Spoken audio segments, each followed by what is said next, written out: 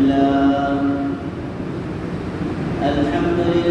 نحمده ونستعينه ونستغفره ونؤمن به ونتوكل عليه ونعوذ بالله من شرور أنفسنا ومن سيئات أعمالنا من يهده الله فلا مضل له ومن يضلله فلا هادي له ونشهد أن لا إله إلا الله وحده لا شريك له ونشهد أن سيدنا ونبينا ومولانا محمدا عبده ورسوله صلى الله تعالى عليه وعلى آله وصحبه وبارك وسلم تسليما كثيرا أما بعد فأعوذ بالله من الشيطان الرجيم بسم الله الرحمن الرحيم ومن أحسن قولا ممن دعا إلى الله وعمل صالحا وقال إنني من المسلمين وقال الله سبحانه وتعالى والذين جاهدوا فينا لنهدينهم سبلنا وإن الله لمع المحسنين وقال الله سبحانه وتعالى والمؤمنون والمؤمنات بعضهم أولياء بعض يأمرون بالمعروف وينهون عن المنكر ويقيمون الصلاة ويؤتون الزكاة وقال رسول الله صلى الله تبارك وتعالى عليه وسلم لا يبقى على ظهر الأرض بيت مدر ولا ضبر إلا أدخله الله كلمة الإسلام وقال عليه الصلاة والسلام لغدوة أو روحة في سبيل الله خير من الدنيا وما فيها وقال عليه الصلاة والسلام المؤمنون هين إن قيل إن قاد وإن أليق على صخرة استماحا أو كما قال صلى الله عليه وسلم. میرے محترم بھائیو بزرگوں اور دوستوں، اللہ تعالیٰ کا ہم سب پر سب سے بڑا فضل اور احسان یہ ہے کہ رب کائنات نے ہم سب کی ناکامیوں کے اور ہم سب کی گناہوں کی کثرتوں کے اور ہم سب کی دین سے دوری کے باوجود اللہ نے ہمیں ایمان سے، دین سے اور دعوت سے اللہ نے ہم سب کا تعلق کو جوڑا ہے۔ ورنہ ہم جتنے یہاں پر بیٹھے ہیں ہم سب کے ظاہر تو بڑے اچھے ہیں، لیکن حقیقت یہ ہے کہ باطن بڑے گندے ہیں۔ چاہے ہم سب لوگوں کو کتنا اچھا دکھا دیں، لیکن سچ اور حقیقت یہ ہے کہ ہم سب کے باطنوں کے اندر بڑی گندگی ہے۔ رب کائنات نے بڑا فضل یہ فرمایا کہ باطنوں کو ڈھانپ رکھا اور اللہ نے پردہ ڈال دیا کہ انسانوں کے عیوب نظر نہیں آتے، لیکن ہم سب کی یہ ضرورت ہے سب سے بڑی کہ جس طرح ہم سب اپنے ظاہر کو بنانے کے لیے جان بھی لگاتے ہیں، مال بھی لگاتے ہیں، وقت بھی لگاتے ہیں، صلاحیت بھی لگاتے ہیں، جوانی بھی لگاتے ہیں، اپنے باطن کو بنانے کے لیے بھی ان سب چیزوں کو لگانا پڑے۔ جب ظاہر میرے بھائیوں قربانی سے بڑی قربانی سے بنے گا۔ اللہ کا فضل اور احسان ہے کہ رب کائنات نے ہم سب کا تعلق ایمان سے، دعوت اللہ سے اور جناب رسول اللہ صلی اللہ علیہ وسلم والی محنت اور تمام انبیاء علیہ الصلوۃ والتسلیم والی محنت سے جوڑ رکھا ہے۔ تبھی تو ہم یہاں پر آئے ہیں۔ ایک مجمع تو وہ ہوتا ہے جو بیان سننے کا عادی ہوتا ہے، بیان سنا، واہ واہ کر دی، اس کے بعد تھوڑا وقت اثر رہا اور چلے گئے۔ لیکن ہم سب کا مجمع وہ مجمع نہیں ہے۔ مولانا یوسف صاحب رحمۃ اللہ علیہ فرمایا کرتے تھے، شب گزاریوں کا مقصد بیان نہیں ہے، شب گزاری کا مقصد صرف بیان ہو جانا اور تشکیل ہو جانا نہیں ہے۔ شب گزاری کا مقصد یہ ہے کہ ہر آنے والے قربانی کے جذبات دے کر کے آئیں اور یہاں پر آ کر بات سنیں اور پھر عزم و ارادہ اور نیتیں کر کے سارے عالم میں پھرنے کا عزم اور نیتیں کر کے یہاں سے شب گزاریوں سے روانہ ہو جائے۔ یہ اللہ کا فضل ہے کہ اللہ نے ہمارا تعلق دین سے اور ایمان سے جوڑ رکھا ہے۔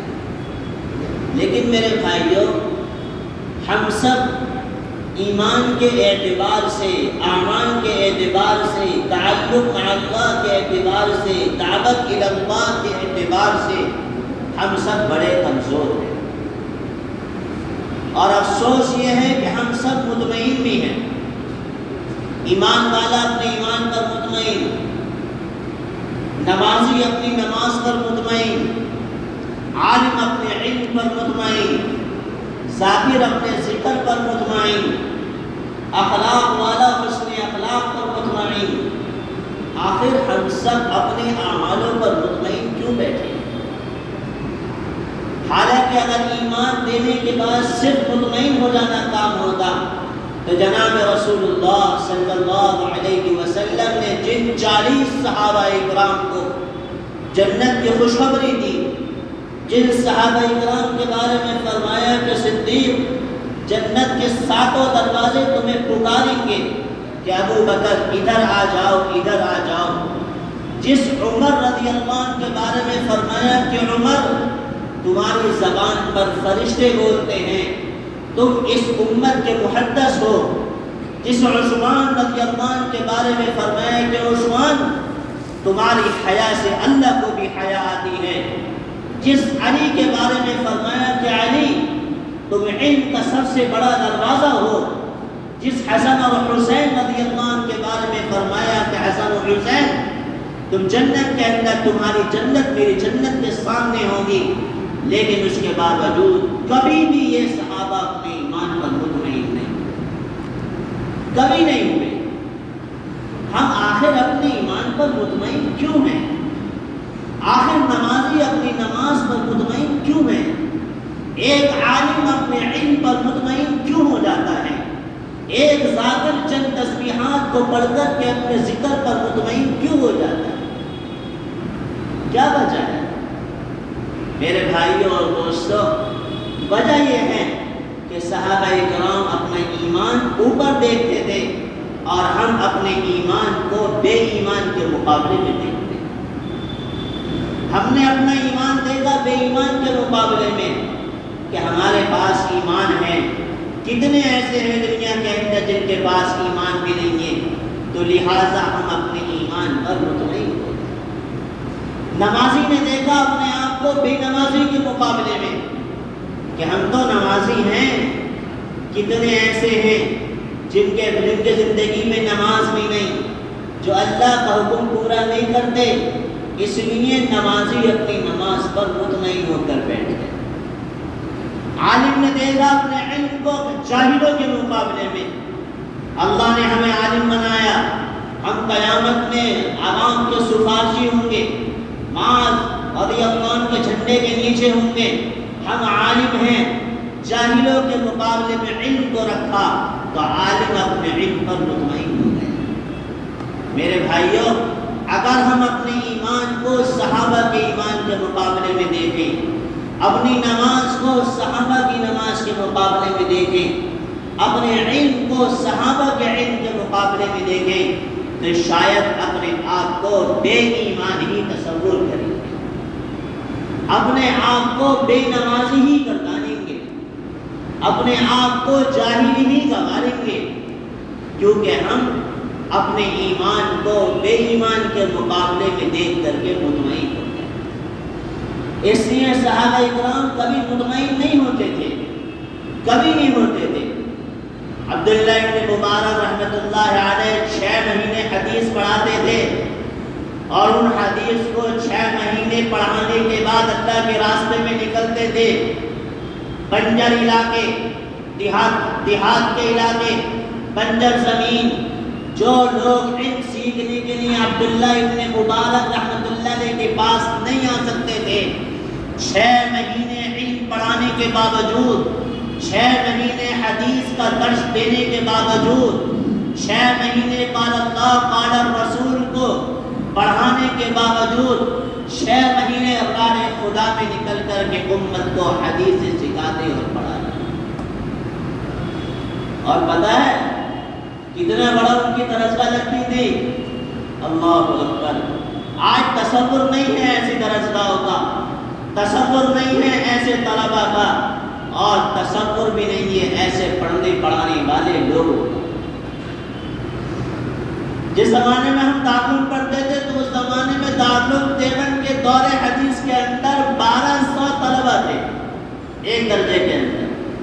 آج اور بڑھ رہے ہیں، لیکن تقریباً 15 سال یا 16 سال پہلے کی بات 1100 طلباء ایک درجگاہ میں پڑھتے تھے۔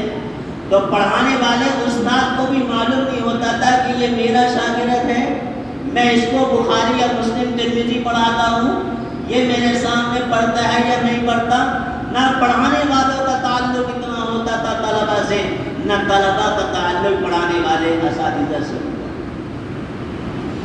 تو میں نے عبداللہ ابن مبارک رحمۃ اللہ علیہ کی تصنیف دیکھی، میں نے ان کی زندگی پڑھی، تو پڑھانے والوں کی تعداد، عبداللہ ابن مبارک رحمۃ اللہ علیہ جب حدیث پڑھاتے تھے تو مائک نہیں ہوتا تھا اس زمانے میں، حدیث پڑھاتے، سامنے بیٹھنے والا اس حدیث کو سنتا، وہ پیچھے نقل کرتا، پھر آگے وہ سنتا اور پیچھے نقل کرتا، آگے وہ سنتا اور پیچھے نقل کرتا۔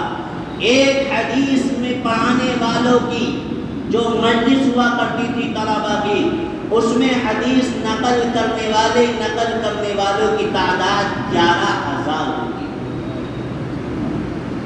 آپ سوچئے، صرف حدیث کو دوسروں تک پہنچانے والے 11,000، تو کتنا بڑا طلباء کا ہجوم ہوتا ہوگا، کتنے بڑے طلباء کا مجمع ہوتا ہوگا حدیث پڑھنے والوں کا۔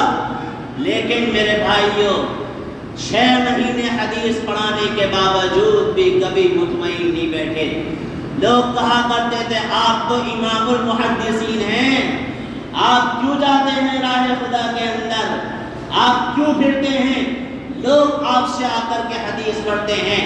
تو فرماتے تھے نہیں، کل قیامت میں اگر اللہ نے مجھ سے یہ پوچھ لیا عبداللہ تو ایک جگہ بیٹھ کر کے میرے دین کو پھیلاتا تھا، اور اس سے بڑا مجمع ایسا تھا جو تیرے دربار میں دین پڑھنے کے لیے نہیں آتا تھا، بتا تو نے ان دین نہ سیکھنے والوں کی کیا فکر کری اور دنیا میں ان کی کیا فکر کر کے میرے دربار میں آیا۔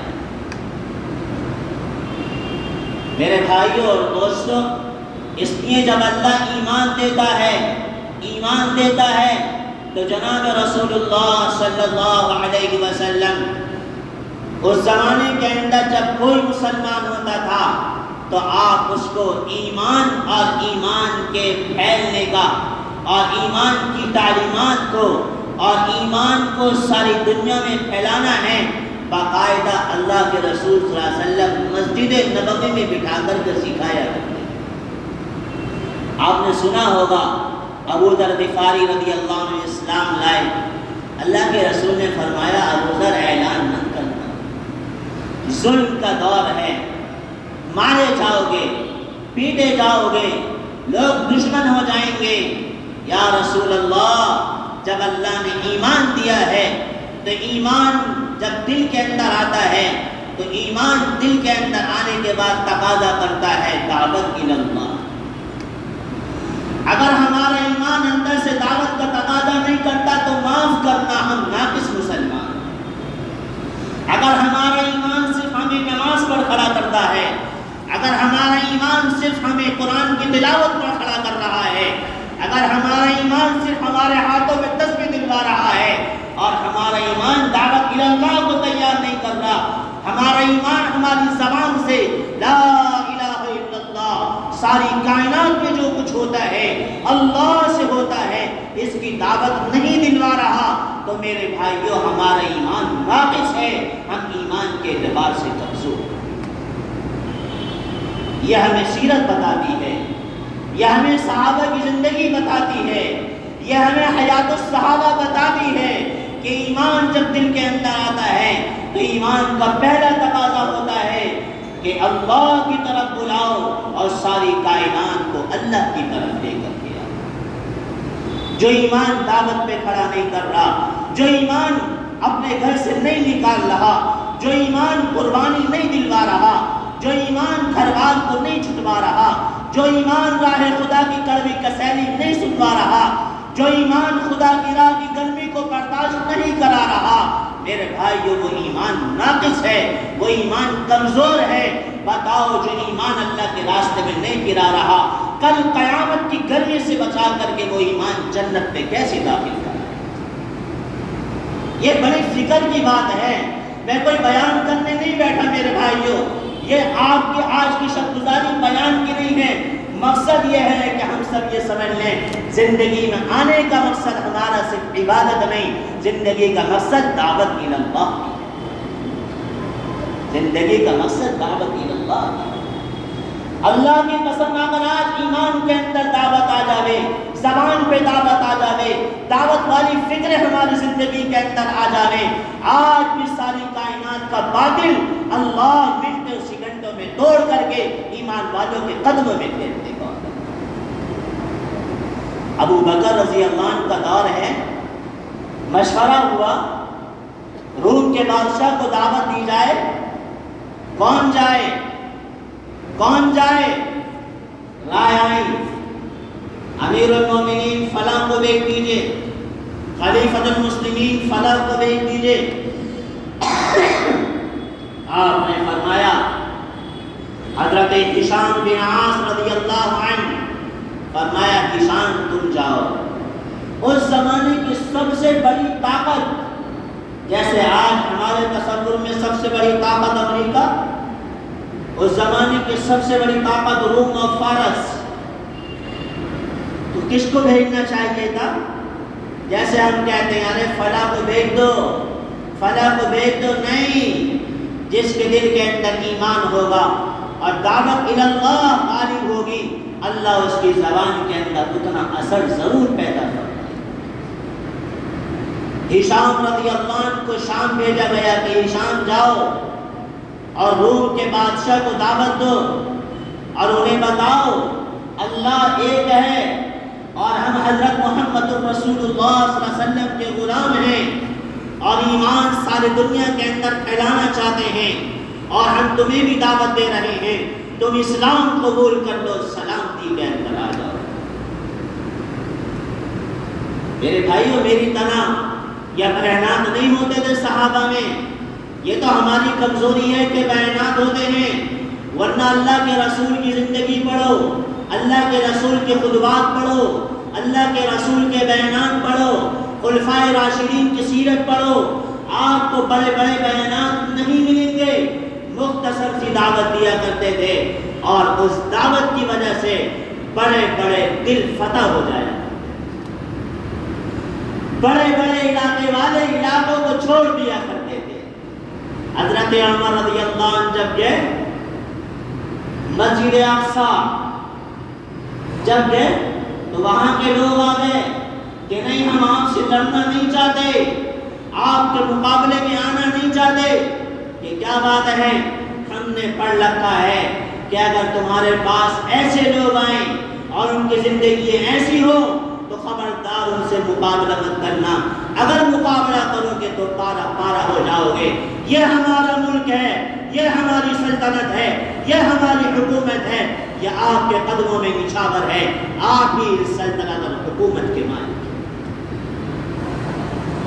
ساری دنیا فتح ہو جائے گی اگر مسلمان دعوت کے غلبے پر آ جائے، ساری دنیا کی طاقتیں ٹوٹ جائیں گی اگر مسلمان دعوت اللہ پر اتر آئے، ساری دنیا کی طاقتیں ہیچ ہو جائیں گی اگر آج بھی مسلمان دعوت اللہ کو لے کر پھرنے والا اور خدا کی راہ کے اندر قربانی دینے والا۔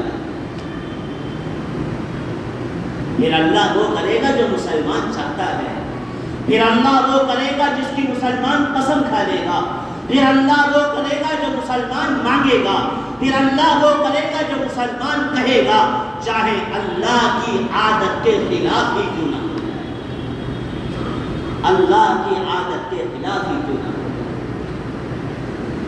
حضرت ہشام رضی اللہ عنہ روم پہنچتے ہیں، معمولی سا سامان ہے، کمزور سی سواری ہے، ایک صحابی ان کے ساتھ ہیں۔ روم کے بادشاہ کو پتہ چل جاتا ہے مسلمان ہمیں دعوت دینے کے لیے آ رہے ہیں۔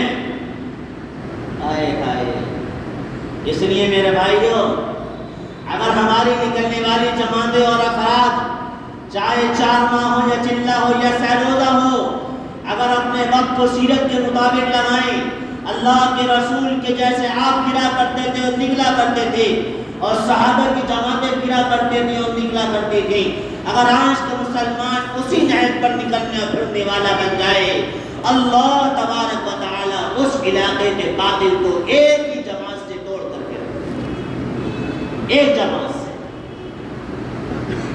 حضرت ہشام رضی اللہ عنہ کوئی اکابر صحابہ میں سے نہیں ہیں، اصاغر صحابہ میں سے۔ پہنچتے ہیں، روم کے بادشاہ کو پتہ چلا تو اس نے قاصد کو لڑایا کہ جاؤ محل کے باہر جا کر کھڑے ہو جاؤ، مسلمان آ رہے ہیں، ان سے پوچھو کیا کہنا چاہتے ہیں۔ تو قاصد باہر ہو گیا، حضرت ہشام رضی اللہ عنہ ایک سواری پر سوار ہیں اور چند صحابہ ان کے ساتھ ہیں۔ محل آ گیا، قاصد سامنے آ گیا، بادشاہ سلامت نے بھیجا ہے، آپ ابھی بادشاہ کے پاس نہیں جا سکتے کہ ہم دعوت دینے کے لیے آئے ہیں، اللہ کے رسول صلی اللہ علیہ وسلم کے غلام ہیں، کہ اچھا کہ آپ یہاں پر ٹھہر جاؤ، کہ ٹھہریں گے نہیں، بادشاہ کو دعوت دے دی۔ چنانچہ اطلاع دلوائی گئی اندر، بادشاہ نے کہا اندر آ گئے، لیکن ابھی اندر نہیں آئے تھے، محل پر نگاہ پڑی، بادشاہ کے محل پر نگاہ پڑی، اللہ کی طاقت اور قوت، اللہ کی وحدانیت اور بادشاہت تصور میں آ گئی، اور محل کا جاہ و جلال، محل کی چمک دمک، چشم و خدام، محل کی رونق، چاندی سونے کے جواہرات کے انبار دیکھ کر کے زبان پر دعوت آئی، لا الہ الا اللہ، اللہ اکبر۔ یہ دعوت دی، ابھی سامنے نہیں گئے، لا الہ الا اللہ، اللہ اکبر۔ کیا مطلب؟ اس کائنات کے پہلے کے نقشوں سے کچھ نہیں ہوتا، کائنات کی چمک دمک سے کچھ نہیں ہوتا، شمال جنوب مشرق مغرب سے کچھ نہیں ہوتا، چاند ستارے سیاروں سے کچھ نہیں ہوتا، آگ پانی ہوا سے کچھ نہیں ہوتا، فرشتوں نبیوں ولیوں سے کچھ نہیں ہوتا، جبرائیل میکائیل سے کچھ نہیں ہوتا، فوق تحت سے کچھ نہیں ہوتا، کائنات کے پہاڑوں سے کچھ نہیں ہوتا، تمام کے تمام کائنات کے اندر جو کچھ ہوتا ہے، جب بھی ہوتا ہے، اللہ کے کرنے سے ہوتا ہے۔ لا الہ الا اللہ، اللہ۔ مسلمانوں یہی دعوت چھوٹی ہے ہماری کہ ہمارے دلوں کے اندر غیروں کا ڈر آ گیا، ہماری یہی دعوت چھوٹی، غیروں کی دہشت میں آ گئے، ہماری یہی دعوت چھوٹی، غیروں نے ڈرا دیا ہم ڈر گئے، یہی ہماری دعوت چھوٹی ہے کہ غیر ہم پر مسلط ہو گئے اور حاوی ہو گئے، اور ہم مغلوب ہو کر کے زندگی گزارنے پر مجبور۔ اگر دعوت اللہ کو چھوڑ چھوڑ دیں گے، مسلمانوں سارا دین چھوڑنا اللہ نہ پڑے، اللہ نہ کرے، اللہ نہ کرے، جب دعوت اللہ چھوٹے گی تو دین کے سارے شعبوں میں کمزوری آئے گی اور دین کے سارے شعبے چھوٹنے شروع ہو جائیں۔ ہم مطمئن نہ ہو جائیں۔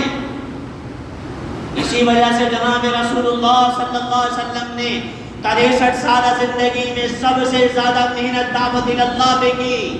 27 مرتبہ آپ خود نکلے ہیں دعوت اللہ کو لے کر کے، 27 مرتبہ مکہ مکرمہ اور مدینہ منورہ جیسی جگہ کو چھوڑا، 27 مرتبہ مسجد نبوی جہاں پر ایک نماز کا ثواب 50,000 نماز ہے اس جگہ کو چھوڑا تاکہ امت دعوت کو صرف ثواب کی چیز نہ سمجھ لے، دعوت اللہ کو صرف ایک اجر کی چیز نہ سمجھ لے، بلکہ دعوت اللہ ہوگی تو اسلام دنیا میں باقی رہے گا، دعوت اللہ نہ ہوگی تو دنیا کے اندر اسلام کی بقا مشکل ہو جائے،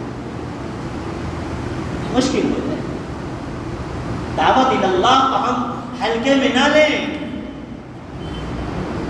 یہ دعوت دی صرف لا الہ الا اللہ اللہ۔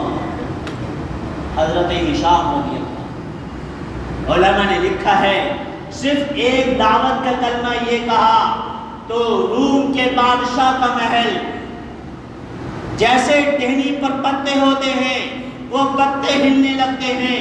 علماء نے لکھا ہے اتنی سی دعوت سے روم کے بادشاہ کا محل ٹہنی پر موجود پتے کے ہلنے کی طرح یوں ہلنے لگا۔ روم کا بادشاہ ڈر گیا، اس نے فوراً قاصد کو بھیجا، ارے جاؤ یہ مسلمانوں کی جماعت آئی ہوئی ہے نا، ان سے جا کر کے کہو ہمارے محل میں اپنے دین کی کوئی بات نہ کرے، ہمارے محل میں اپنے دین کی کوئی بات نہ کریں، ہمارے محل میں اپنے دین کی کوئی بات زور سے نہ کریں، خاموش رہیں۔ اسے معلوم تھا ان کے پاس جو طاقت ہے، ان کے پاس جو قوت ہے وہ پیسے اور حکومتوں کی نہیں، وہ سلطنتوں کی نہیں، وہ لاہو لشکر کی نہیں، وہ دل کی طاقت اور قوت ہے جو زبان لا الہ الا اللہ دل کی حقیقت کے ساتھ کہتی ہے، وہ لا الہ الا اللہ آسمان کو چیرتا ہوا عرش پر ٹکرا جاتا ہے اور فوراً جبرائیل امین مدد کے لیے دوڑ پڑتے ہیں۔ ہم تو اپنے آپ جیسے بے اثر ہیں نا، بے اثر، ہماری زبانیں گم ہے، گم، کوئی اثر نہیں، نماز پڑھ رہا ہے کوئی اثر نہیں، اللہ کا نام لے رہا ہے کوئی مزہ نہیں، سجدے پر سجدے کر رہا ہے کوئی حلاوت نہیں، خدا کی راہ میں پھر رہا ہے کوئی تبدیلی نہیں۔ واہ بھائی واہ۔ اور مسلمانوں رویا کرو اللہ کے ساتھ، اللہ کے راستے میں تو نکل کر کے ایمان کو کامل ہو جانا چاہیے۔ ہر مسلمان کے آنسو تھمنے نہیں چاہیے کہ دنیا میں آنے کا مقصد کیا تھا اور ہم کر کیا رہے۔ اس نے کہا اپنے دین کی باتیں میرے محل میں مت کرو، رک جاؤ۔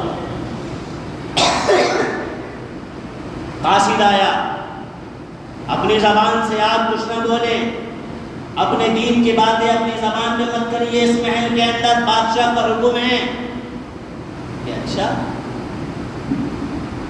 اس نے کہا ہم آپ کے بادشاہ سے ملاقات کرنا چاہتے ہیں۔ بادشاہ نے کہا لے آؤ۔ کمزور سواری پر سوار ہیں، ہاتھوں کے اندر کمزور ہتھیار ہیں، جسموں پہ پیون زدہ کپڑے ہیں، جسم کمزور ہیں، کھانے کے لیے اچھی غذائیں نہیں ہیں، پیاس کو بجھانے کے لیے میٹھے اور اچھے مشروبات نہیں تھے، لیکن ہاں ایمان کی وہ طاقت تھی، ایمان کی وہ طاقت تھی کہ ایک لا الہ الا اللہ کہنے پر روم کے بادشاہ کا محل بھی تھرا جاتا۔ یہ طاقت کہاں سے آئی؟ یہ طاقت ضربے لگا کے نہیں آئی تھی، یہ طاقت صرف کونے میں تسبیح گھما کر نہیں آئی تھی، یہ ایمان کی طاقت کہاں سے آئی تھی؟ یہ طاقت صرف کلمے کے الفاظ رکھ کر کے نہیں آئی تھی، یہ طاقت سکھانے کے لیے جناب رسول اللہ صلی اللہ علیہ وسلم نے اکثر صحابہ کرام کو مدینے سے باہر روانہ کیا۔ کہ میں تمہاری زبانوں پہ کلمہ پڑھا تو سکتا ہوں، تمہاری زبانوں پر لا الہ الا اللہ کے الفاظ جاری کرا سکتا ہوں، لیکن لا الہ الا اللہ کی حقیقت مدینے میں بیٹھ کر کے میں بھی تمہارے دل کے اندر نہیں اتروا سکتا۔ لا الہ الا اللہ کی حقیقت اتارنے کے لیے مدینہ جیسی مقدس جگہ کو چھوڑنا پڑے۔ آپ بھی لگوا سکتے تھے، آوازیں لگوا سکتے تھے، ضربے لگوا سکتے تھے، لیکن نہیں، کلمہ پڑھایا اور حقیقت کو بٹھانے کے لیے روانہ فرمایا۔ اپنے ہو یا غیر ہو، جوان ہو یا بوڑھے ہو، مرد ہو یا عورت ہو، چھوٹے ہو یا بڑے ہو، عالم ہو یا غیر عالم ہو، پڑھا لکھا ہو یا جاہل ہو، مالدار ہو یا غریب ہو، کالا ہو یا گورا ہو، حبشی ہو یا عجمی ہو، ہر ایک کو جناب رسول اللہ صلی اللہ علیہ وسلم نے روانہ کیا تھا کہ جاؤ بلال، تم حبشہ کے رہنے والے ہو، تم بھی روانہ ہو جاؤ، اور جاؤ عمر ابو بکر، تم عربی ہو، تم بھی روانہ ہو جاؤ، اور جاؤ عبداللہ ابن مسعود، تم سب سے بڑے مدینے کے مفتی ہو، تمہیں میری سب سے بڑی ضرورت ہے، تم بھی روانہ ہو جاؤ، اور جاؤ مصعب ابن عمیر، تم بھی سب سے بڑے ناز و نخرے کے پلے میں ہو، مالدار صحابی ہو، تم بھی روانہ ہو جاؤ، اور جاؤ حسن حسین رضی اللہ عنہ اور علی رضی اللہ عنہ اور نہ جانے کتنے بڑے اور چھوٹے صحابہ کو روانہ کیا مدینے سے۔ یہ بتانے کے لیے کہ ایمان بنانے سے آتا ہے، ایمان پھیلنے سے آتا ہے، ایمان چھت مارنے سے آتا ہے، ایمان راہ خدا کی تکلیفیں برداشت کرنے سے آتا ہے، راہ خدا کی گرمیوں کو برداشت کرنے سے آتا ہے، راہ خدا کی کڑوی کسیلی برداشت کرنے سے آتا ہے۔ جب ایمان آ جائے گا تو انہی تکلیفوں کے اندر تمہیں لذت ملے گی اور راحت ملنا شروع ہو جائے گی۔ حضرت بلال احد یوں ہی کہتے تھے رضی اللہ عنہ۔ کبھی سوچا تنہائی میں کہ آخر پتھر کی چٹان بھی رکھی جا رہی ہے، داغ بھی دیا جا رہا ہے، مارا بھی جا رہا ہے، احد پھر بھی کہہ رہے ہیں، ارے کہنے کی وجہ یہ تھی اللہ نے ان کی تکلیفوں کو لذتوں سے بدل دیا۔ دشمن یہ سوچ رہا تھا مار رہے ہیں، اور انہیں اس مان کے اندر لطف آتا تھا اور مزہ آ رہا تھا۔ جب اللہ ملتا تھا مزہ آتا تھا۔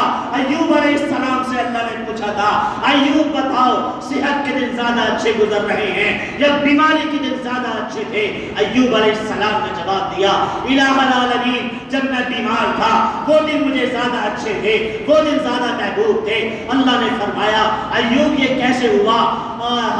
ایوب علیہ السلام نے عرض کیا، الہ العالمین، جب سے آپ نے مجھے صحت دی ہے، شفا دی ہے، کبھی کبھار آپ پوچھتے ہیں، لیکن جب میں بیمار تھا آپ صبح شام پوچھتے تھے ایوب کیا حال ہے، ایوب کیا حال ہے، ایوب کیا حال ہے۔ الہ العالمین، آپ کے پوچھنے میں ایسی لذت ہوتی تھی کہ دنیا کی ساری تکلیفیں ختم ہو جائیں۔ ارے پھرو تو، یہ گرمی اللہ سردی میں بدل دے گا، پھرو تو۔ پرانے عبداللہ ابن حذیفہ رضی اللہ عنہ کو خندق کی رات ہے، ٹھنڈی بھی سردی ہے، اللہ کے رسول نے فرمایا کون ہے؟ یا رسول اللہ عبداللہ ہو۔ فرمایا کھڑا ہو جا، جا ذرا جا اور دشمنوں کی خبر لے کر آ۔ فرماتے ہیں میرے پاس کپڑا نہیں تھا، تھرماتی بھی سردی تھی، لیکن اللہ کے رسول کو مانا تھا، اللہ کے راستے میں ایک قدم اٹھایا، اللہ نے ایک قدم کی برکت سے تمام سردی کو گرمی میں بدل کر۔ ہم تو سوچتے ہیں کیسے نکلوں، بڑی گرمی ہے، کیسے نکلوں، ٹیمپریچر بہت زیادہ ہے، کیسے نکلوں مسجد میں، پتہ نہیں اے سی ہوگا یا نہیں ہوگا، پتہ نہیں کھانا کیسے ملے گا، پتہ نہیں پنکھے ملیں گے یا نہ ملیں گے، پتہ نہیں کہ جماعت دیہاتوں میں نہ ڈال دیں، گاؤں میں جماعتیں نہ ڈال دیں۔ مسلمانوں یہ ہماری غفلت ہے۔ اللہ کی قسم امت کی حالت دیکھو، امت تیزی کے ساتھ مرتد ہو رہی ہے، ایمان بیچ رہی ہے، اور ہم گرمی اور سردی کو سوچ کر کے نکل رہے ہیں۔ نہیں میرے بھائیوں، نہیں، اللہ ساری تکلیفوں کو لذت میں بدلے گا، لذت میں بدل دے گا۔ حضرت بلال کو مزہ آنے لگا تھا رضی اللہ عنہ، مزہ آنے لگا تھا، داغا بھی جا رہا ہے، اور احد کہہ رہے ہیں۔ وہ فرعون کے باندی کو مزہ آنے لگا تھا کہ تیل میں ڈالا گیا اور بچی کو دیکھ لیا، امی آ جاؤ میں اللہ کے دربار میں جا رہی ہوں. دوسری بھی قربان اور خود بھی چل کر کے راہ ہو گئی. اور فرعون کی بیوی کیا نام تھا اس کا؟ مشید، غالباً مشاد، فرعون کی بیوی.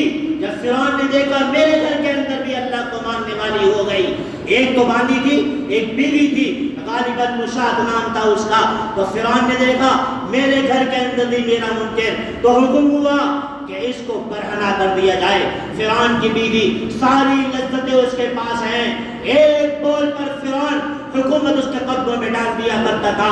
ہر وقت نوکرانیاں چاروں طرف رہتی تھی، کیسی لذت میں پلی ہوئی اور کیسی عیش عشرت کے ساتھ زندگی گزارنے والی. لیکن جب فرعون نے اپنی باندھی کو جلایا اور جلا کر کے یہاں پر آیا اور گھر کے اندر اپنی بیوی سے کہا میں نے اپنی باندھی کو جلا دیا ہے، آج کے بعد میرا کوئی انکار کرنے والا نہیں، تو فرعون کی بیوی نے کہا فرعون تو سب سے بڑا ظالم ہے، سب سے بڑا ظالم ہے، اس لیے اس کائنات کے اندر اگر کوئی رب ہے تو صرف اللہ. تو فرعون نے کہا میری بیوی ہو کر میری نافرمان. بہت سمجھایا، دیکھ کتنی لذتوں سے رکھ رہا ہوں، کیسی نوکرانیاں پھر رہی ہیں آگے پیچھے، دیکھ سمجھ جا، دیکھ مان جا. نہیں نہیں نہیں، اللہ ایک ہے، میں موسیٰ علیہ السلام کے رب پر ایمان رکھتی ہوں، میں تجھے مار دوں گا، تو مار دے، چاند سے مار دے، لیکن میں لا الہ الا اللہ موسیٰ کلیم اللہ کو نہیں چھوڑوں گی. حکم دیا برہنہ کر دو، برہنہ کر کے لٹکا دیا گیا، ہاتھوں میں گلمیخیں گاڑ دی گئی.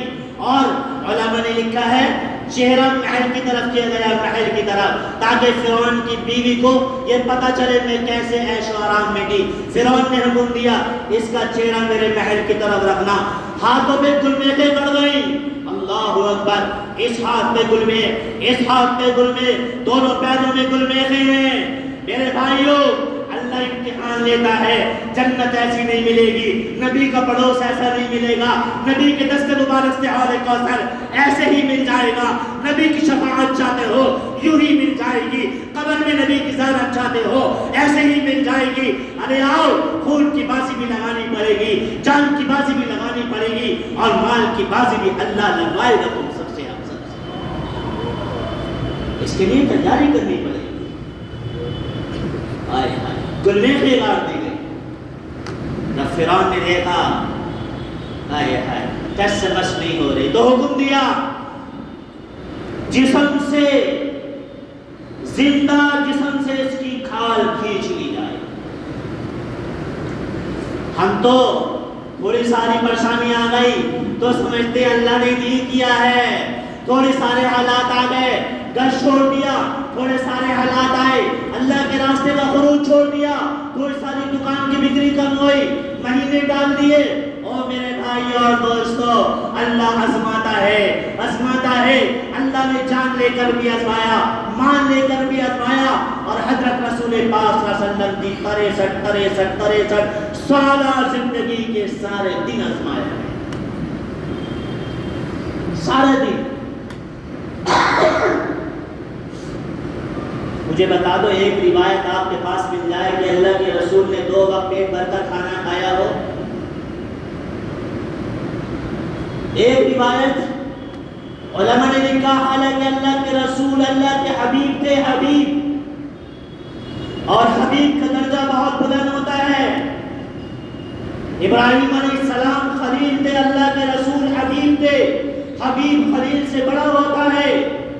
لیکن اس کے باوجود 63 سالہ زندگی میں آنسو بھی نلوائے گئے، خون بھی بہایا گیا، دندان مبارک بھی شہید کرائے گئے، گھر کے چولہے بھی بجھوائے گئے، اولادوں کو بھی نیزے پر چڑھایا گیا، گھر کے چراغ بھی بجھوائے گئے. یا رسول اللہ صلی اللہ علیہ وسلم، محبت ہے تو اس محبت کے لیے قربانی لازمی چاہیے. ایسے نہیں آتا دین، ایسے نہیں پھیلتا ایمان. دنیا کا باطل تقریروں سے نہیں ٹوٹتا کہ بیان کروا دیا جائے اور باطل ٹوٹ جائے، بیان کروا دیا جائے ایمان پھیل جائے، بیان کروا دیا جائے نمازی پیدا ہو جائے، بیان ہو جائے مسجد آباد ہو جائے. یہ دھوکہ ہے. اللہ سارے عالم کے اندر دین اگر زندہ کرے گا تو مسلمانوں کی دعوت کی اللہ کے پھرنے کی بنیاد پر کرے گا، پھرنے کی بنیاد پر.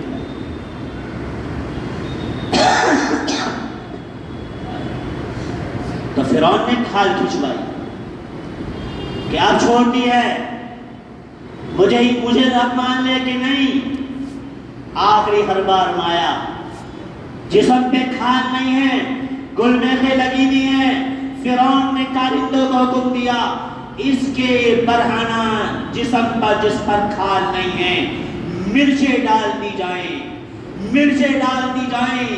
اور میرے بھائیو ذرا تصور تو کرو اس جسم پر عورت زاد ہے, عورت زاد ہے, برہنہ ہے, اور ایمان کے لیے وہ قربانی ہے کہ جسم پر مرچیں ڈال دی گئی اور بل بلا گئی, بل بلا گئی.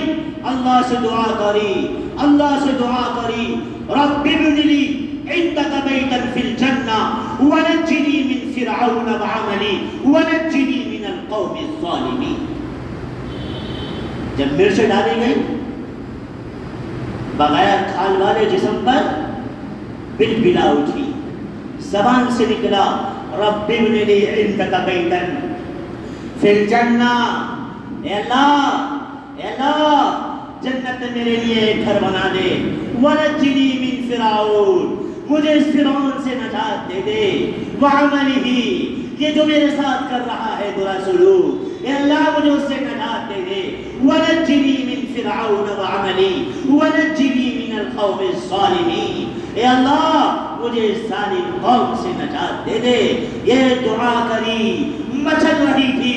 رب کائنات نے ان کی دعا کو سنا اور اسی حالت کے اندر ان کی روح پرواز کی. اور اللہ نے بتا دیا دیکھو دیکھو یہ تو پچھلے میری نبی کی امت تھی جس نے دین کے خاطر اتنی قربانی دی. تو میرے محبوب نبی کی محبوب امتی ہو, محبوب امتی ہو, محبوب امتی ہو. لہذا جس طرح تمہارے نبی نے 63 سالہ زندگی میں قربانیاں دی ہیں, تمہاری زندگی بھی قربانیوں سے بھری بھی ہونی چاہیے.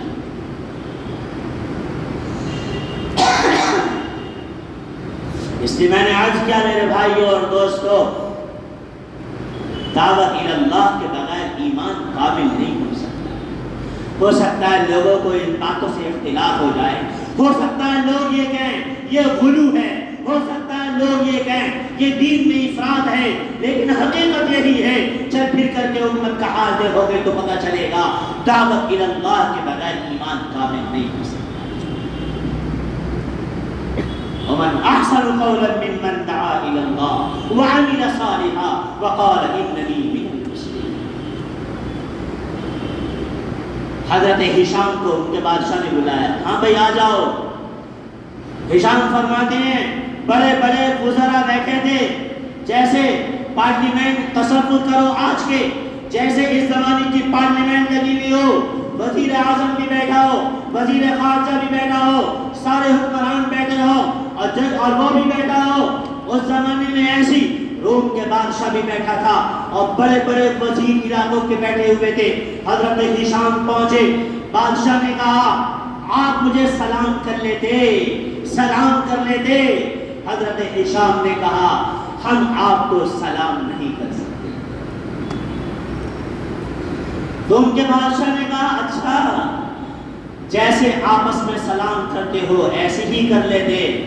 حضرت ہشام نے کہا ہم آپس میں مسلمان کو اس طرح سلام کرتے ہیں, غیر مسلمان کو اس طرح سلام کرنے کا حکم نہیں. اس نے کہا اچھا میرے پاس کیوں آئے ہو؟ ہم مدینے سے آئے ہیں, کیوں آئے ہو؟ کہ آپ کی خدمت میں اسلام کی دعوت لے کر کے آئے ہیں. ہمارے نبی نے ہمیں حکم دیا تھا کہ روم چلے جانا اور روم کے بادشاہ کو اسلام کی دعوت دینا. بادشاہ نے کہا تم کیا دعوت دینا آئے ہو, دعوت دو مجھے. تو حضرت ہشام نے کہا قل لا الہ الا اللہ اللہ اکبر, یہ دعوت دی. قل لا الہ الا اللہ اللہ اکبر. متکلم حضرت ہشام تھے, تو جیسی دعوت دی لا الہ الا اللہ اللہ اکبر, روم کے بادشاہ کا محل جس طرح ٹیلی سے پتے ہلتے ہیں اسی طرح اس دعوت پر روم کے بادشاہ کا محل میں یوں اس طرح ہلکا پن پیدا ہوا اور دعوت کے بعد وہ محل ہلنے لگا تو بادشاہ کھڑا ہو گیا کہ رک جاؤ، اپنی زبان کو قابو میں رکھو. کیا یہی کلمہ تھا جو تم نے باہر بھی پڑھا تھا؟ کہ ہاں ہم یہی کلمہ پڑھتے ہیں. کہ تمہاری اس دعوت پر میرا محل کیوں ہل رہا ہے؟ اس دعوت کا مقصد کیا ہے؟ کہ بادشاہ کرامت ہم آپ کے پاس اسی لیے آئے ہیں کہ آپ اس بات کا اقرار کر لیں اس کائنات کے اندر کسی سے کچھ نہیں ہوتا ہے. اس کائنات کے ذرے ذرے پر، قطرے قطرے پر، سمندر پر، آسمان زمین پر، ساری کائنات پر تنہا اللہ کی حکومت ہے. اور اللہ اکبر، اس کائنات میں اللہ سے بڑا کوئی نہیں. تو بادشاہ نے کہا کیا تم جب اپنے گھر پہ یہ دعوت دیتے ہو، اپنے گھر پر یہ کلمہ پڑھتے ہو، تمہارے گھر بھی ایسے ہلتے ہیں؟ تو متکلم نے کہا بادشاہ سلامت نہیں، جب اپنے گھر پہ ہوتے ہیں اور اس کلمے کی دعوت دیتے ہیں یا یہ کلمہ پڑھتے ہیں تو ہمارے گھر ایسے نہیں ہلتے. تو بادشاہ نے کہا اگر تمہارے اس کلمے پر تمہارے گھر اور میری ساری حکومت اور دنیا کی ساری سلطنت ہلنے لگے تو میں تمہیں آدھی روم کی بادشاہت ابھی دینے کو تیار ہوں. حضرت ہشام نے کہا ہمارا ایمان یہ ہے اس کائنات کے اندر چوٹی سے لے کے پہاڑ تک جو کچھ ہوتا ہے اللہ کے کرنے سے ہوتا ہے. ہم اس کلمے سے، ہمارے اس کلمے پڑھنے سے نہیں، اللہ کے ہلانے سے آپ کا محل ہلا. ہم یہ نہیں کہہ سکتے کہ ہم اس کلمے سے ساری دنیا کو ہلائیں. تو کہا اگر تم مجھ سے یہ کہتے تو میں سمجھتا تم جادوگر ہو. کیا دعوت دینے آئے ہو؟ دعوت پیش کری کہ ٹھیک ہے ہم سوچیں گے، لیکن ہم نے پڑھا ہے، ہماری کتابوں میں موجود ہے کہ آخری زمانے میں ایک شخص آئے گا، ایسا حلیہ ہوگا، یہاں پیدا ہوں گے، یہاں بود و باش ہوگی، اس طرح ہجرت کریں گے، اس طرح ساتھ دینے والے ہوں گے. تم مجھے تفصیل سے بتاؤ تمہارا دین کیا ہے. میں یہ عرض کر رہا تھا میرے بھائیوں اور دوستوں اور بزرگوں، اس کائنات کے اندر دعوت اللہ زندہ ہوگی. اللہ کی قسم اس دعوت کی برکت سے اللہ کائنات کے سارے باطل کو توڑ دے گا. اور اگر اس کائنات کے اندر دعوت نہیں رہی تو پھر دین کا بچنا بھی مشکل ہو جائے گا، مشکل ہو جائے گا. اور دعوت اللہ کی پہلی بنیاد ہے قربانیاں. قربانیاں کہ حضرت رسول پاک صلی اللہ علیہ وسلم کی 63 سالہ زندگی نہیں، پورا گھرانہ نہیں، ایک ایک صحابہ کو دیکھ لو کہ سارے کے سارے صحابہ کی زندگی قربانیوں کے اندر گزری ہے. اور آپ کے گھر والوں کی ساری زندگی قربانیوں کے اندر گزری.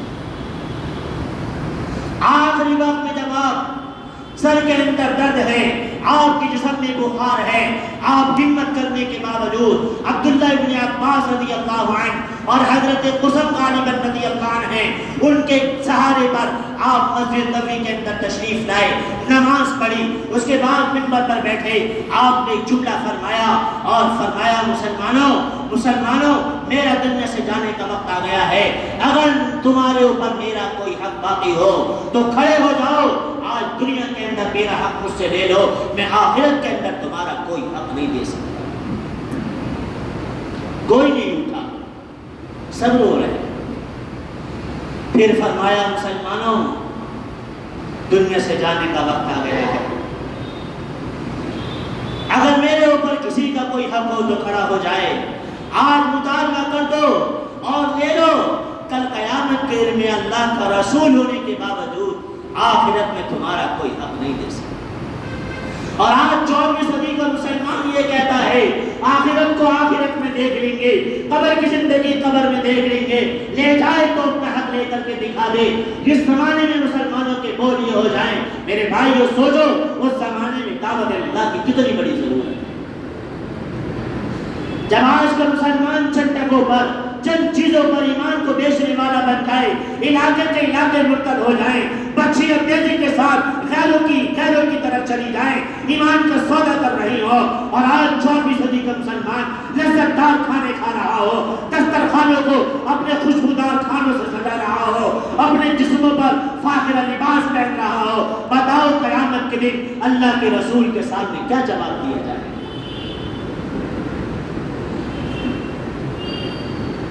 اگر صحابہ کرام ہندوستان آنے کے قربانی نہ دیتے، صحابہ کرام قربانی دے کر کے یہاں پر نہیں آتے، آج میرا وجود بھی اس کام پر نہیں ہوتا، آپ کا وجود بھی اس کام پر نہیں ہوتا۔ قربانیاں ہیں، بعد والوں تک دین پہنچا۔ میرے بھائیوں، قیامت تک کی نسلوں کی ذمہ داری ہے، قیامت تک کی نسلوں کی فکر کرنی ہے، اس لیے ہم سب کو قربانی دینے کی سب سے بڑی ضرورت ہے۔ تیسری مرتبہ اعلان کیا، ایک صحابی کھڑے ہوئے، یا رسول اللہ میرا حق ہے۔ کیا ہے؟ ایک مرتبہ آپ کے پاس ایک سائل آیا تھا، اس نے آپ سے کچھ سوال کیا، آپ کے پاس کچھ تھا نہیں، میں آپ کے پاس موجود تھا، تو آپ نے مجھ سے فرمایا تیرے پاس کچھ ہے؟ تو میں نے کہا یہ چند درہم ہے، تو آپ نے کہا یہ اس کو دے دے سائل کو، مجھ سے بعد میں لے لینا۔ آپ لے کر کے بھول گئے، آپ نے فرمایا ہاں مجھے یاد آیا، میں نے ایک سائل سے تجھ سے درہم لے کر کے صدقہ کرے تھے۔ بیٹھ گئے، فرمایا کوئی ہے جو اپنے رسول جناب رسول اللہ صلی اللہ علیہ وسلم کا قرضہ چند درہم کا اپنے ذمہ لے کر کے ادا کرے؟ اس لیے کہ آج محمد الرسول اللہ صلی اللہ علیہ وسلم کا گھر خالی پڑا ہے، ایک درہم کیا، ایک مٹھی بھر آٹا بھی محمد الرسول اللہ کے گھر کے اندر موجود ہے۔ وفات کے وقت ہاں یہ محبت ہے، یہ وفا ہے، یہی جفا ہے، یہی وفا ہے، اسی کو کہتے ہیں اللہ تک پہنچنے کے لیے ابھی دیکھا نہیں، کروڑوں روپے کی قربانی دی گئی۔ کیوں دی گئی؟ ابراہیم علیہ السلام نے اللہ کو پانے کے لیے 6 سال کے بچے کے گلے پر چھری چلائی،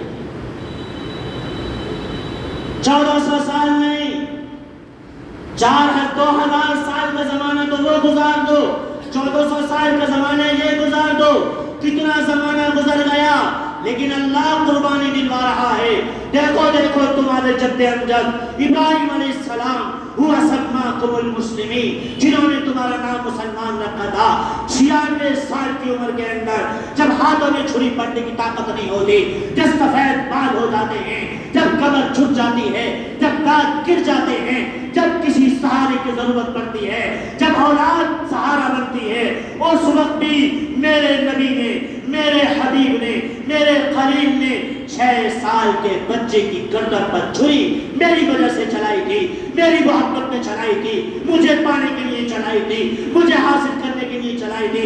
اور 24ویں صدی کے مسلمانوں، جانور قربان کرتے ہو، وہ مال کی قربانی ہے، جان کی قربانی دینا بھی ضروری ہے اللہ تک پہنچنے کے لیے۔ اور جان کی قربانی یہ ہے جس مصروفیت میں ہو، جس مشغولیت میں ہو، جس کام میں لگے ہوئے ہو، اللہ کے لیے اس کام کو چھوڑ کر کے نکل جاؤ۔ دیکھتے نہیں کتنے ہاسپٹل کے اندر مریض بھرتی ہیں، وہ دعائیں کرتے ہیں کاش ہم بھی صحیح ہوتے، کاش ہمیں بھی صحت مند ہوتے۔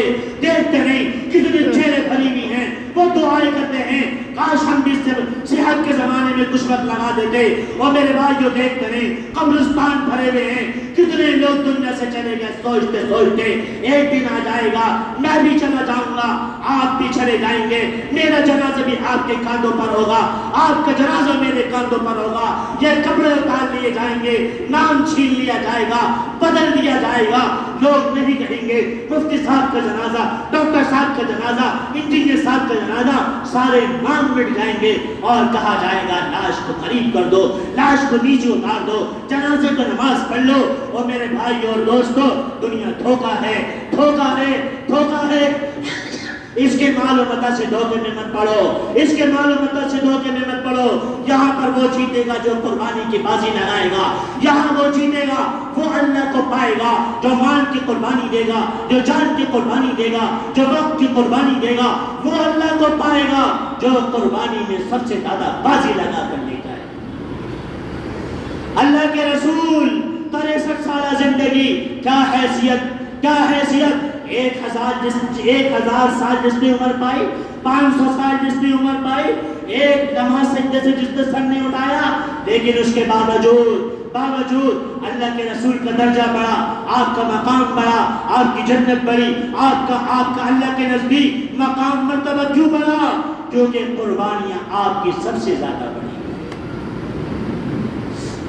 بے شک 63 سالہ زندگی ضرور پائی ہے، بے شک نبیوں نے 1000 سال زندگی ضرور پائی، لیکن پیٹ بھی بھرے، لیکن ان کی زندگیوں میں ایسا بھی ہوا ہے کہ گھر بار بھی خوشحال رہا، بعض نبی سلطنت و حکومت کے مالک رہے، لیکن مسلمانوں تمہارے میرے نبی کی 63 سالہ زندگی اس لیے زیادہ قبول ہے کیونکہ 63 سالہ زندگی کا ایک دن بھی ایسا نہیں کہ پیٹ بھر کر کے روٹی کھائی اور پانی پیا۔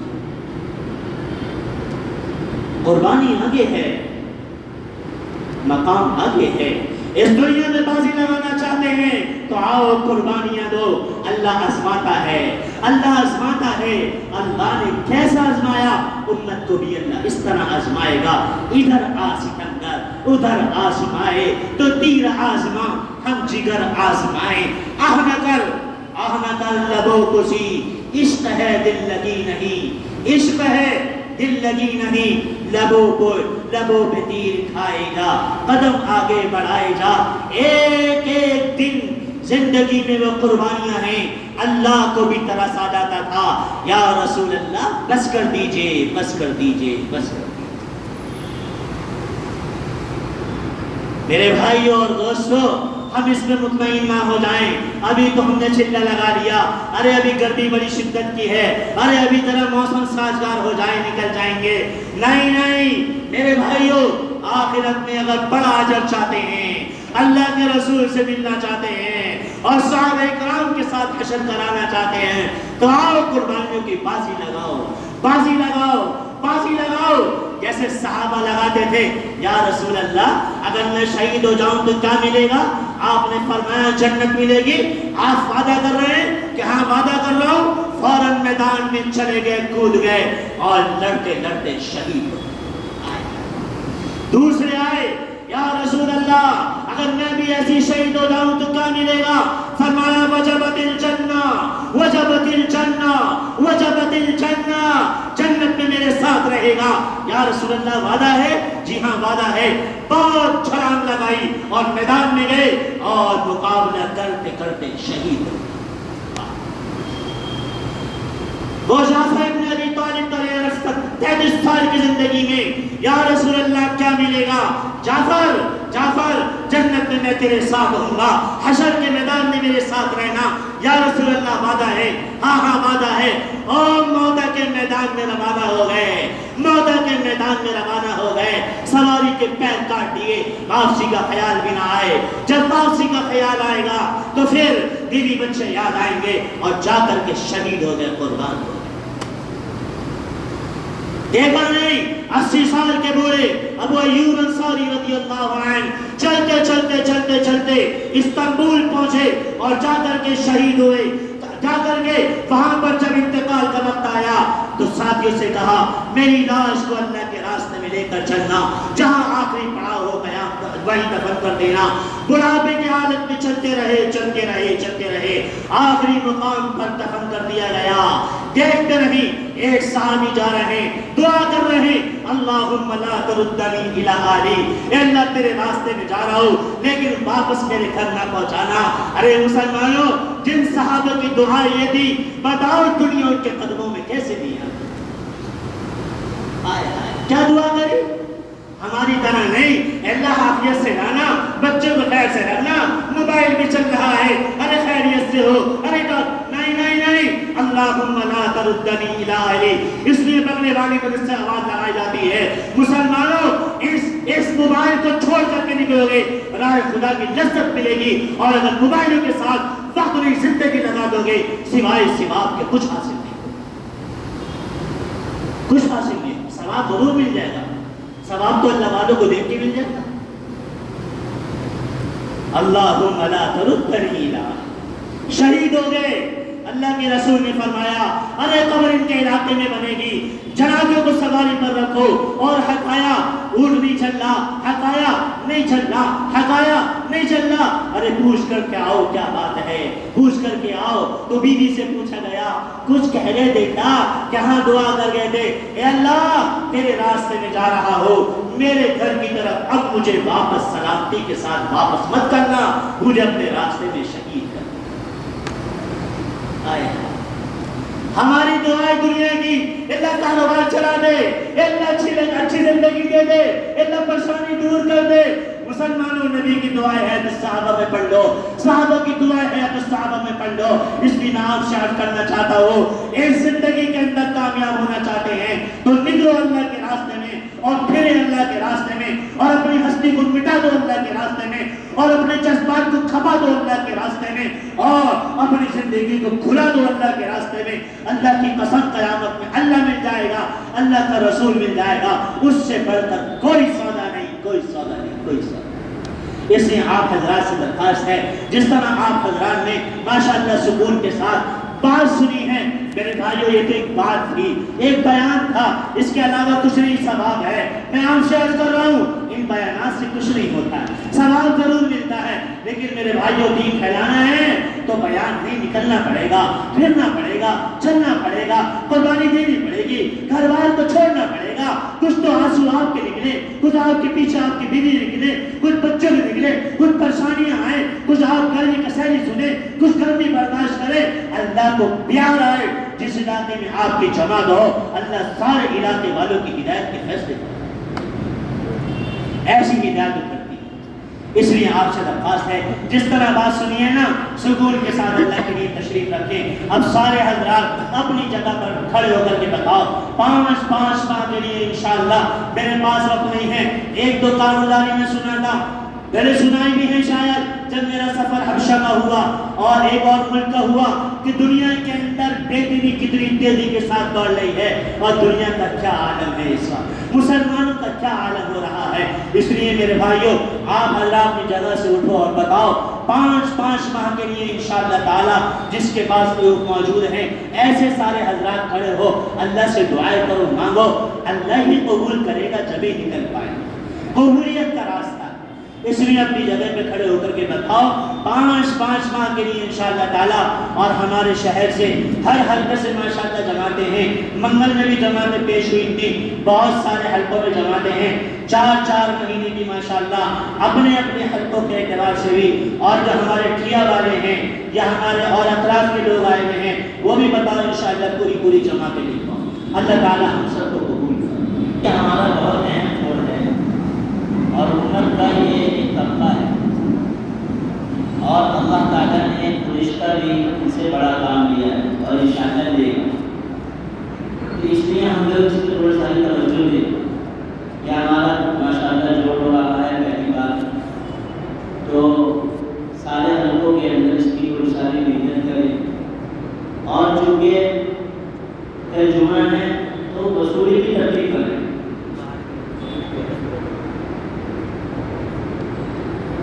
وصولیات کی ترتیب ایسے قائم کر لیں کہ مثلاً صبح میں محنت ہو، اور اسی طرح صبح کی محنت کے بعد جمعے کی نماز کے بعد بھی محنت کے لیے شادی مسجدوں میں جوڑے، کوئی ایک مسجد میں سونے سے بہتر ہے مسجدوں میں جوڑے، اور پھر جب ہمارا جوڑ شروع ہو اس سے 1-2 گھنٹے پہلے پھر وصولی کی محنت شروع، اور وصول کر کے ساتھیوں کو مرکز روانہ کریں۔ یہ جوڑ بڑی اہمیت کا حامل ہے اور یہ امت کا ایک اہم طبقہ ہے، اور ان حضرات کے پاس اللہ نے بڑی صلاحیتیں ان کو دے رکھی ہیں۔ اگر ہم لوگ ان سے ملیں، ان کے ساتھ بیٹھیں، اس کو ذرا تھوڑا لے کر کے دیکھیں، گفتگو کریں، تو اللہ نے بڑی صلاحیتیں ان کو دی ہیں، اور سامنے والا اس سے بڑا متاثر ہو۔ مجھے یاد ہے تقریباً 2000 سال کی بات ہوگی، میں دارالعلوم میں تھا تو جماعت آئی تھی پٹنہ دارالعلوم میں، بلکہ یہ حضرات بھی آئے تھے۔ تو اس وقت دارالعلوم کے بڑے بڑے علماء، تب تو ماشاء اللہ ہمارے اساتذہ مولانا محبوب رحمان صاحب، مفتی سعید صاحب ماشاء اللہ، اور بڑے بڑے حضرات تو دنیا سے چلے گئے، تو بڑے متاثر ہوئے ان حضرات سے۔ باقاعدہ دارالعلوم کے اندر ایک مجلس ہوئی اور حافظ صاحب نے باقاعدہ ان کو اپنے دسترخوان پر بلایا اور بڑے بڑے علماء کے اندر بڑے اس کے چرچے ہوئے کہ دیکھو اللہ دین کا کام دین سے ہے، بڑے متاثر ہوئے۔ تو اس میں آپ اللہ سے درخواست ہے کہ ان حضرات کی فکر کریں، ان کو یوں ہی نہ چھوڑیں، ہم ہلکے میں لے لیتے ہیں تو معذور ہے، چھوڑو، نہیں لینے والے، بلکہ ان کو ہم اپنے کام میں لگائیں، ان کو معاون بنائیں۔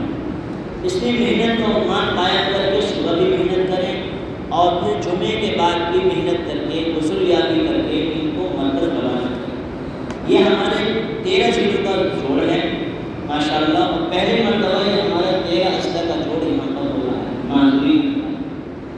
اور جو ابھی کہا گیا ہے کہ حلقے کے ساتھی بھی اس میں طے کریں تاکہ وہ بھی اس جوڑ کے اندر شریک ہو، ان کے سامنے کام آئے اور وہ پھر اپنے اپنے حلقوں کے معذورین کے کام کے معاون کریں گے بھائی انشاءاللہ۔ اللہ تعالیٰ کو اللهم لك الحمد ولك الشكر فلله الحمد رب السماوات ورب الأرض رب العالمين وله الكبرياء في السماوات والأرض وهو العزيز الحكيم اللهم صل على سيدنا ومولانا محمد وعلى آل سيدنا ومولانا محمد كما صليت وسلمت وباركت وترحمت وتنعمت على سيدنا إبراهيم وعلى آل سيدنا إبراهيم إنك حميد مجيد يا أول الأولين يا آخر الآخرين يا ذي القوة المتين يا راحم المساكين يا أرحم الراحمين يا إله العالمين يا أكرم الأكرمين يا ذا الجلال والإكرام۔ اے اللہ ہم سب کی جھولی بہت خالی ہے، اے اللہ اندر سے بڑے گندے ہیں، سوائے گندگی کے ہمارے پاس کچھ نہیں ہے، سوائے گناہوں کے اقدار کے ہمارے پاس کچھ نہیں ہے۔ مولا ہم کس منہ سے تیرے دربار میں آئیں گے اور کیا لے کر کے تیرے دربار میں حاضر ہوں گے؟ مولا جسم تو روبہ روبہ گناہ میں ڈوبا ہوا ہے، مولا ہاتھ اٹھانے کے قابل نہیں ہے، چہرہ دکھانے کے قابل نہیں ہے، زبان مانگنے کے قابل نہیں ہے، مولا چھوٹی اٹھانے کے قابل نہیں ہے۔ وہ کون سا گناہ جو ہم نے نہ کیا ہو مولا ظاہر میں اچھے بنے ہوئے ہیں اور باطن میں بڑے بد کردار ہیں، بڑے گناہگار ہیں، بڑے قضاگار ہیں، لیکن مولا تجھ سے محبت ہے تبھی تو آئے ہیں، تجھ سے تعلق ہے تبھی تو تیرے سامنے بیٹھے ہیں۔ رب کائنات شب جمعہ میں مبارک مجلس میں ساری امت کی طرف سے اپنے گناہوں کی معافی مانگتے ہیں۔ رب کائنات پوری امت کو معاف فرما دے، پوری امت کو معاف فرما دے، پوری امت کو معاف فرما دے۔ مولا تو معاف نہیں کرے گا تو کون کرے گا؟ تو حلال درست نہیں کرے گا تو کون کرے گا؟ اے اللہ تو ظالم کو ہدایت نہیں دے گا تو کون دے گا؟ اے الہ العالمین پوری امت کو معاف کر دے، پوری امت کو معاف فرما دے، مولا پوری امت کی خطاؤں کو معاف فرما دے، ہمیں ایمان کامل نصیب فرما دے۔ مولا ہمیں بھی اپنے راستے کی لذتیں دے دے، ہمیں بھی اپنے راستے میں پھرنے کی حلاوت دے دے، اپنے راستے کی تکلیفوں کی لذت دے دے، اپنے راستے کی مجاہدوں کی حلاوت دے دے، اپنے راستے میں قبول فرما لے، ہمارے قدموں کو اپنے راستے کے لیے اٹھوا دے، ہماری پیشانی کو اپنے راستے کی طرف چلوا دے، ہمارے دلوں کو اپنے راستے کی طرف مائل فرما دے۔ اے اللہ ہمارے قدموں کو اپنے راستے کی طرف اٹھوا دے، ہمیں بھی اپنی راہ میں دور دراز میں اخلاص کے ساتھ قبول فرما لے، مولا قبول فرما لے، مولا قبول فرما لے۔ اے پیارے اللہ پوری امت سسک رہی ہے، رو رہی ہے، بلبلا رہی ہے، مولا امت ہلاک ہو رہی ہے، مولا امت کا خون پانی کی طرح بہ رہا ہے، امت کی بوٹیاں اے اللہ کھاد بن رہی ہیں۔ اے میرے مولا پوری امت کی مدد فرما دے، مدد فرما دے، مولا مدد فرما دے۔ پیارے اللہ پوری امت امت کو غالب فرما دے، اسلام کی لہر چڑھا دے، ہدایت کی لہر چڑھا دے، سارے عالم میں ہدایت پھیلا دے، ایک ایک گھر کے اندر اسلام کا جھنڈا لہرا دے، ایک ایک دل کو ہدایت کی طرف متوجہ کر دے، ایک ایک دل کو ایمان کی طرف پھیر دے۔ مولا پوری امت کو اسلام سے راغب فرما دے، اسلام کی طرف مائل فرما دے۔ مولا ہمیں بھی دین کے لیے قبول فرما لے، ہماری مکاریوں کو ختم فرما دے، ہمارے گناہوں کو ختم فرما دے، ہماری بے اصولیوں کو ختم فرما دے۔ مولا ہمیں بھی اپنی محبت کا ذرہ نصیب فرما دے، صحابہ والا ایمان دے دے، صحابہ والی نمازیں دے دے، راتوں میں اللہ اٹھنے کی لذت دے دے، اپنے سامنے آنسو بہانے کی حلاوت دے دے، مولا سجدوں کی حلاوت دے دے، مولا حسن عبادت حسن عمل نصیب فرما دے، حسن دعوت نصیب فرما دے، حسن خاتمہ نصیب فرما دے، آخرت کی منزل آسان فرما دے، قبر کی منزل آسان فرما دے، ہماری قبر کو جنت کا باغیچہ بنا دے۔ مولا عمل کوئی نہیں ہے، تیرے دربار میں کیا لے کر کے آئیں؟ جس طرح تو نے دنیا میں کرم فرما رکھا ہے، ہمارے گناہوں کو ہمارے لباسوں سے ڈھانپ رکھا ہے، آخرت کے اندر مولا ہمارے نبی بھی ہوں گے، صحابہ بھی ہوں گے، ہمارے کناں جب تو گنوائے گا تو بڑی ذلت ہوگی۔ مولا ہمارے نبی کے سامنے بھی ہمارے نبی ہمارے گناہوں کو چھپا دینا اور ہمیں بغیر حساب کتاب کے جنت میں داخل فرما، نبی کا پڑوس نصیب فرما، نبی کی قربت نصیب فرما، نبی کی رفاقت نصیب فرما، اس تمام مجمع کو قبول فرما لے۔ مولا تیری محبت میں تو آئے ہیں، مولا اپنی قربانی دے کر تو آئے ہیں، مولا تمام ان آنے والوں کو قبول کر لے، تمام کی جائز تمناؤں کو اے غنی شب جمعہ کے طفیل میں ان بیٹھنے والوں کے دلوں میں جو جائز تمنا ہو غیب کے خزانوں سے پورا کر دے، کسی کا محتاج نہ بنا، کسی کو محتاج نہ بنا، ہماری زندگی کے ہر ضروریات کا انتظام فرما، ان ہاتھوں کو غیروں کے سامنے پھیلنے سے بچا، اس زبان کو غیروں کے سامنے مانگنے سے بچا، ہماری نسلوں کی ایمان کی قیامت تک حفاظت فرما، تمام جماعتوں کو قبول فرما، ہونے والے تمام اجتماعات کو قبول فرما، تمام مدارس مراکز مساجد معابد کی حفاظت فرما، بغلے والی ندیوں اس کے تعلق سے تمام مراکز کی حفاظت فرما، الہ العالمین نکلنے والی جماعتوں کو قبول فرما۔ مولا یہ تیری محبت میں جا رہے ہیں، اے اللہ اس سخت گرمی کے اندر اپنے گھر بار کی لذتیں چھوڑ کر کے جا رہے ہیں، مولا ان تمام جانے والوں کو قبول فرما کر سارے عالم میں ہدایت دے دے۔ مولا 1400 سال پہلے ایک تھے، چند تھے، لیکن تو نے سب کو ہدایت دیتی تھی، مولا ان جانے والوں کے طفیل میں اے اللہ پورے عالم کی ہدایت کے فیصلے فرما دے، باطل کو توڑ دے، ان کے نقشوں کو ختم فرما دے، الہ العالمین اے اللہ دنیا آخرت کی بھلائی ہمیں نصیب فرما، دنیا آخرت کی شرف فتن سے ہماری حفاظت فرما، ہماری دعاؤں کو محض اپنے فضل و کرم سے ہمارے آقا حضرت رسول پاک صلی اللہ علیہ وسلم کے تمام انبیاء علیہ السلام کے شب جمعہ کے اور ان بیٹھنے والوں کی آمین کے طفیل میں شرف قبولیت عطا فرما۔ اللہم انزل المقعد المقرب عندك يوم القیامہ، وصلی اللہ تعالی علی خیر خلقہ محمد وآلہ واصحابہ اجمعین، آمین۔